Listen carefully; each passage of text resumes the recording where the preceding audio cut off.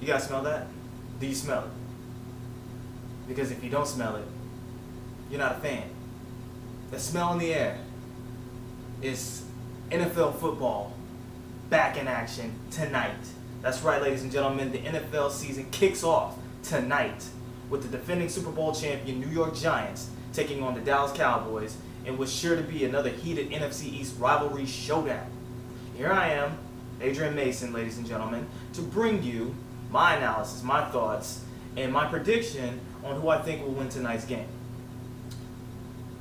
These two teams obviously have a storied history. The New York Giants, being the defending Super Bowl champions, have 4 Super Bowl wins. The Dallas Cowboys, 5. Now, in the last 8 games since the New York Giants beat the Dallas Cowboys in the 2007 divisional playoffs, the Dallas Cowboys are 2-7 against the Giants. Tony Romo is actually 1-7.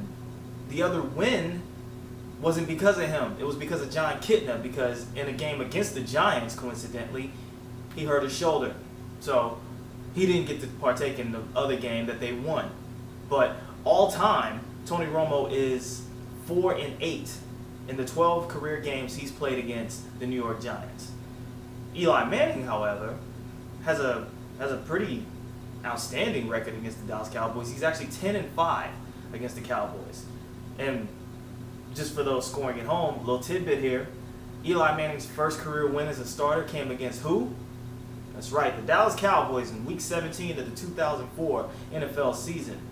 So he started off his career beating the Cowboys, and he's been beating the Cowboys ever since. He is undefeated against the Dallas Cowboys since the Cowboys moved into Jerry World, or the new Cowboys Stadium, if you will. He even signed his name on their locker room wall whenever he beat the Cowboys the very first inaugural game at the new Cowboys Stadium. He hasn't lost there since. He hasn't lost there at all. Let's just go ahead and be honest here. But enough about the QBs. Let's go ahead and talk about each team's strengths. I'm going to start with the visiting team, the Dallas Cowboys. Now, this team has loads of talent. They do. As much as we harp on them about being underachievers, as much as we harp on them about being overrated, that team has talent, starting offensively with Tony Romo. Tony Romo has put up some huge numbers. He put up over 4,000 yards last season, and he threw, less than 15 interceptions last season. So a lot of the games that the Cowboys lost, and as much as I've been a Tony Romo basher for year in and year out, I'm going to flat out say that last season, near the end of it, was nowhere near his fault. Now, the games against the Jets and the Lions, yes, he did cost them those 2 games with the fumble and the pick against the Jets, and then throwing 2 pick sixes and the 3rd interception, which led to Matthew Stafford throwing a touchdown fade route to Megatron, which helped the Lions beat the Cowboys in that game. But the other games, he can't take the blame for that, and I'm not going to sit here and blame him. It's because of that porous defense. I'll get to their, I guess you could say, faults or their negatives in a little bit. But positively, they have Tony Romo. DeMarco Murray, who was the 3rd-round draft pick, who a lot of people, unless you are not a fan of the Sooners, were wondering, who is this kid? Now, if you're a Sooners fan, you wonder why wasn't this guy drafted any higher? Well, injuries played a huge part of why teams were scared of sacrificing such a high pick to go after him. The Cowboys went ahead and took him in the 3rd round. He paid dividends in his debut game when he ran for over 250 yards against the Rams. But unfortunately, his season came to an end with a bad injury, and he's coming back from that. But if he pans out the way the Cowboys feel he will, and if the glimpses that he showed as a rookie can transfer to this season, next season, and next season beyond, then they got to steal. The next round of talent that they have is their receivers. Des Bryant. I've already spoken and written a wonderful article on him. He is my Beavis, ladies and gentlemen. I call him Beavis. And if you know the Butthead, that's Justin Blackman, that's another team, but they both come from OSU, so I call them Beavis and Butthead. Beavis, other than being a complete moron off the field, repeatedly off the field, he has talent. He's a big body receiver who can get up to the highest point of the ball, snatch it, and he's hard to bring down. The Cowboys are hoping that he is their next Michael Irvin. And the reason why the Cowboys even thought to take Dez Bryant is because Jerry Jones is still smarting off of overlooking Randy Moss when he had a chance to pick him in '98. Because of character issues, the Vikings picked him up. Randy Moss went to Dallas and cooked him. And ever since then, Jerry Jones has been kicking himself because he could have had him. Matter of fact, Moss wanted to play for the Cowboys. So, having flashbacks of the '98 draft, Jerry Jones said, you know what, we'll take a chance on Dez Bryant. And when he's on, he's on. He's good. But there are times where his route running is terrible and his production after he catches a touchdown, it just disappears. He just disappears after a catch or two. But he puts it together as being a route runner and actually playing a full 60 minutes.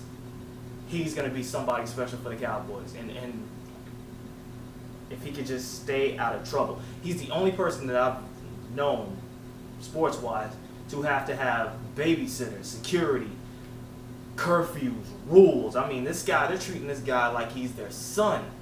A high-priced, a highly paid athlete, and he's got these guidelines like he's a child. So basically, extremely high risk, high reward.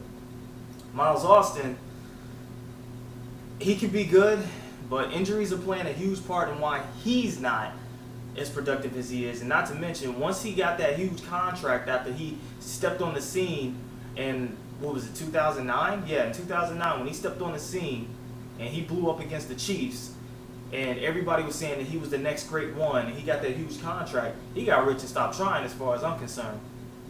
He hasn't been the same since. His production value has dipped. And let's not forget the game against the Giants last season when he lost the ball on the lights. Either Romo overthrew him or he lost it in the lights. Either way, both of them can take blame for that one. I don't know. Who cares?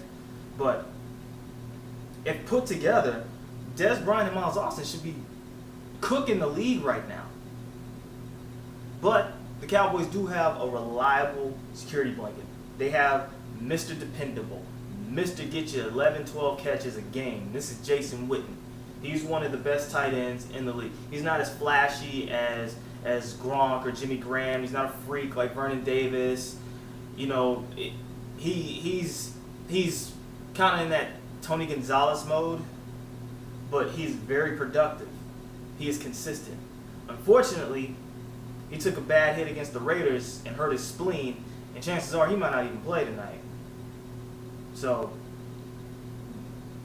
having said that, they do have the talent offensively. Defensively, one person comes to mind for that whole Cowboys defense, and it doesn't matter how much the defense sucks. This man will break you off. This man will shut your QB down, and that's DeMarcus Ware. He is a freak of nature, and he is the only consistently successful defensive player that the Dallas Cowboys have. He should be their captain. He should be in everybody's face about not getting the job done on defense. He should be the heart and soul of that defense. He is the heart and soul talent-wise. Now, the Cowboys went out and they drafted Morris Claiborne, cornerback out of LSU, and they picked up Brandon Carr in free agency. So they're hoping that these two corners can help shore up what has been the most maligned portion of their defense in the last few seasons, well, really since Darren Woodson retired, and that's their secondary. Their secondary stayed getting tortured. I mean, basically, QBs line up and they see the Cowboys secondary and they get excited. They know if their lineman can just hold DeMarcus Ware off for just maybe a split second or two, they can go to work. So, but they have their flaws, and I'll get to that in a second. The New York Giants are led by Super Bowl MVP Eli Manning. Now, I personally said that Eli Manning is an elite quarterback. He even said it, and a lot of people laughed at him about it. But guess what? He's laughing now. He's not only won 2 Super Bowls and 2 Super Bowl MVPs, he is 3-1 against who a lot of analysts and a lot of people are saying is the best QB of this generation, Tom Brady. He's beaten Tom Brady twice in the Super Bowl. He's beaten Tom Brady at his house. People really just need to get off of these stupid, ignorant, oh, well, he looks funny kind of things and give this man the respect he deserves. He deserves to be an elite QB today. He is. I don't care what anybody says. As clutch as he is, the record he set for most fourth quarter touchdowns, he led the league in fourth quarter comebacks last season. He deserves his spot among the top. Not top, upper tier, close to elite. He is elite as far as I'm concerned. The running game is going to be totally different. Brandon Jacobs is no longer there. He's in San Francisco. So it's Ahmad Bradshaw, and they picked up David Wilson, running back out of Virginia Tech, who they're really impressed with. So it's going to be a new look in that backfield. Their receivers, that's a huge strength for them. Hakeem Nicks, big body receiver. And if you watched him play against the Falcons and what he did to the Packers in the playoffs, you know that this dude is the truth. Very big body receiver, massive hands. So he is definitely what a quarterback loves. And of course, there's I'm not going to do it. Mr. Salsa himself, Victor Cruz. My father, diehard Giants fan. We discussed when the Giants played the Jets in preseason in 2010 that this guy was going to be something special. The way he was torturing the Jets secondary, it didn't matter if it was second string or third string, he went to work, but he hurt his knee. But then when he came back and he stepped on the scene, boom, Eli's got another receiver he can work with. So he's got a dynamic duo in Cruz and Nicks. Mario Manningham is no longer there. He's in San Francisco, but Eli also has Ramses Barton. They also picked up Ruben Randall, receiver out of LSU. NFC East going after LSU players. Nice.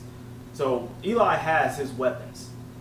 He now has new tight ends too. He now has Martellus Bennett, who was a former Dallas Cowboy, who wants to show and prove that he's not a flop and he's not a bust, and that he can actually put in work as a tight end. So look out for him on that. And laugh at him if he sucks, and cheer for him if he succeeds. So, but the bread and butter defensively for the New York Giants, everybody knows this is the reason that they even have the rings that they do. From Strahan to Tuck, from Strahan in 2007 to Jason Pierre-Paul now. The Giants have who I think is the best front four in the National Football League. You look at Tuck, you look at Osi, you look at Pierre-Paul, you look at Kiwanuka, you look at these guys. These guys go to work, and they stay bringing pressure to a QB day in and day out. You can ask Brady, you can ask Romo. Jason Pierre-Paul is just a freak. This kid is a freak. If you watch this combine, you watch what he did. This guy was doing backflips. He's just a freak in nature, and he's only getting better. He's a puppy with big paws. So he's only getting better. Now, having said all that, I'm going to give you my prediction of who I think is going to win tonight's game. I think the Giants will beat the Dallas Cowboys 31-17. And this is why. I truly believe, and I truly think, and I truly trust that the Giants' front four is going to be more reliable than the Dallas Cowboys' offensive line. And I don't know if you've been paying attention, but the Dallas Cowboys' O-line has got some serious problems. This isn't the O-line of the 90s, much less the O-line of 2007. They've got some serious holes. And I trust the Giants' front four defensively every snap, every play than I do the Cowboys' offensive line. Romo's going to get his yards. He always does. But the Giants defensively have just a few more playmakers. And I trust Eli at home. And Eli knows how to work against the Cowboys.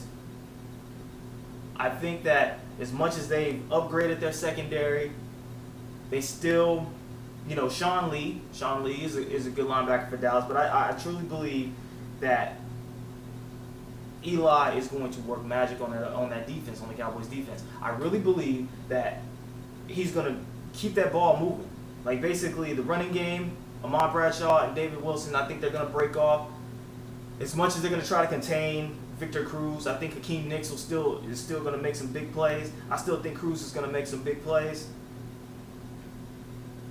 I just think that the Giants have a better team going into tonight's game than what Dallas has right now, and mainly because of that offensive line. Romo's going to be scrambling. He's going to have to improvise, and when he's good at that, he's great at that. But when he improvises, it's a mistake. Some pick sixes, some interceptions, some fumbles, some negative plays. I just believe that the Giants have the better well-rounded team tonight versus Dallas, period. And that's my opinion.